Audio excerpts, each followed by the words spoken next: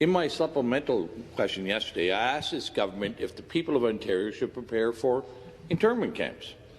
In September, the federal government posted a call for expressions of interest for contractors to supply, provide and manage quarantine isolation camps throughout every province and every territory in Canada.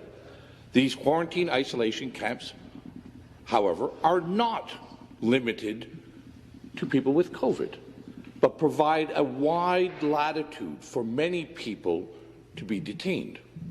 Surely this government is aware of the intentions to build these isolation camps from coast to coast. And my question to the Premier is, how many of these camps will be built, and how many people does this government expect to detain? Question. Government House Leader. Thank you, Mr. Speaker. It is very true that when people leave the country and when they come back in, that the province is suggesting, and the federal government, in cooperation with the federal government, we are suggesting that people isolate themselves. That has been a practice that has been very successful, not only here in the province of Ontario, but across Canada. And we will, of course, be redoubling our efforts to make sure that the people of the province of Ontario remain safe, Mr. Speaker. So if the member is referring to the fact that that one of the public health policies is that when you return from a jurisdiction outside of the province of Ontario or from another country that you isolate yourself for 2 weeks, I would suggest that has been a good policy that has been working. In fact, this House has been doing the same thing since we came back. We are working in cohorts to make sure that the Legislative Assembly can continue to operate. That's why we have 2 separate cohorts.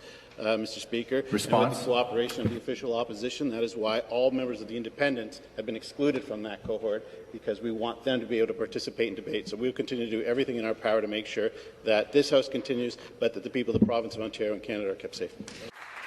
Supplementary question. Again, back to the Premier.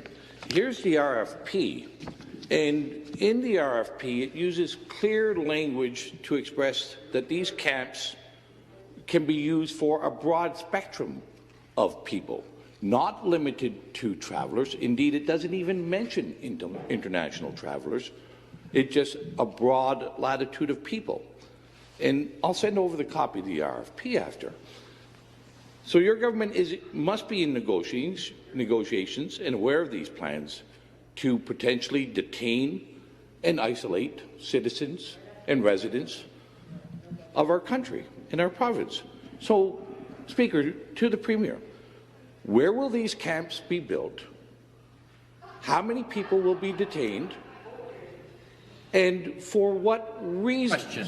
For what reasons can people be kept in these isolation camps? And I'd like to have the Premier assure the people of Ontario.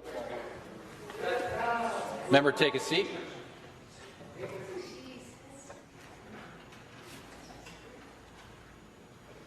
The next question,